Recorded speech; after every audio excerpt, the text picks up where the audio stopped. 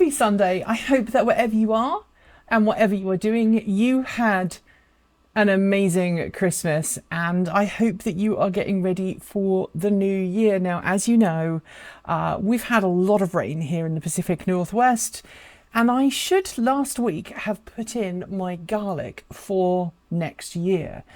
But because it's been so wet and horrible, I can't share you that. So I thought I would share with you my secret to looking after my garlic so that next year when I plant it, it'll all be ready. And that is this room here. This is my server closet. I know I'm the only person I know with a dedicated server room. It's a little messy in here, but this is where Transport Evolved servers live. These are all the computers and all the servers operating and all the things that they do.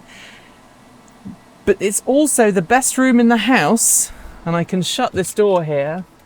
It's also the best room in the house because of this. This is a dedicated separate air conditioning unit that is just for this room to make sure that these computers run at a temperature that allows them to operate efficiently and to also reduce mechanical failures on the hard drives. Because hard drives, they don't like being hot. And the hard drives in here, I mean, we have 3/4 of a petabyte of storage in this server. This one has about half a petabyte. And then this one, I can't remember how much is in this one. These two don't have a lot of storage in them. But combined, this is basically the whole of Transport Evolved. If anything happens to this house and this room, we are buggered. But as you also know, at this time of year, it's hard to get bulbs for things like garlic and onions and things like that. But what I tend to do is I come in here and spill them all over the floor. That was very embarrassing. Here are some of the garlic and shallots. So these are shallots that I bought earlier in the year. They are nice and cold and cool. They get stored in a cold, dark room. So you can see down here, those are the rest of my shallots. Not all of these are going to be great. I can feel that this one is on its way out, and I'll remove that after I've finished filming. But some of the shallots, they are ready to be planted, and I'll be able to put them in the new year. But then we also have down here my elephant garlic. So this is one of my elephant garlics. It will go in, and it's been nice, and it's been sitting here for about 2 months now in the dark, in the cold. It doesn't get damp in here, so the garlic doesn't go off, and it makes it much easier for me to plant it in the spring. Same thing here for these onion sets. They are in perfectly good condition, ready to go in at the start of the season. And then here I have some more garlic here. That's I think that's an Insulum red. Yeah, Insulum red garlic. I'll put that back in the box there. And then over here we have more. So I am very lucky. A lot of people have outhouses that are dry and cool where they can store things. We have stink bugs and all other kinds of manner of things, so it's always very difficult. But let me take myself out of the server room. I'm going to turn the light off and shut the door. And they just stay in there until they're ready to be planted. And it's amazing. And I think everybody needs a server room where they can plant things. So the other thing I wanted to show you, as we're inside today instead of outside, is some of the things that I have been saving to plant for this coming season. So last year, and forgive the junk behind me, we still haven't built our music room.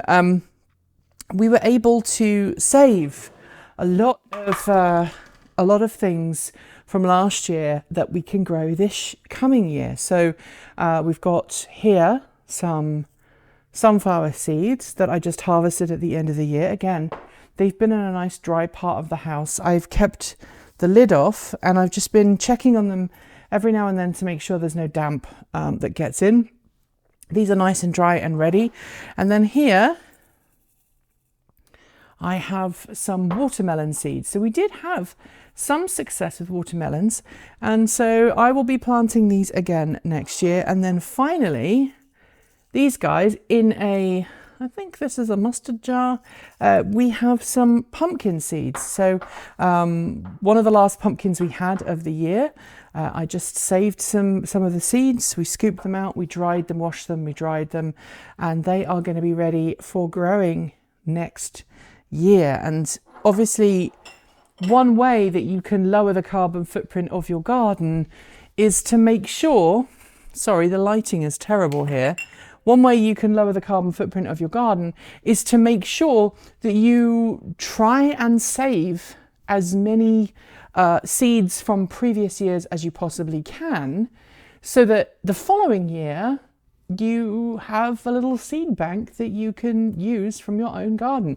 And I have friends that swap seeds with me, and that allows us to have some diversity in our garden. And it also means that we don't spend, I'm going to come back to the light, it also means that we don't spend a massive amount of time going to the seed store and buying seeds and things like that. So that is my plan and my secret to keeping seeds before the growing season starts. And at this time of the year, I'm going to go in and I'm going to check on them, make sure that everything looks okay and everything is growing as it should.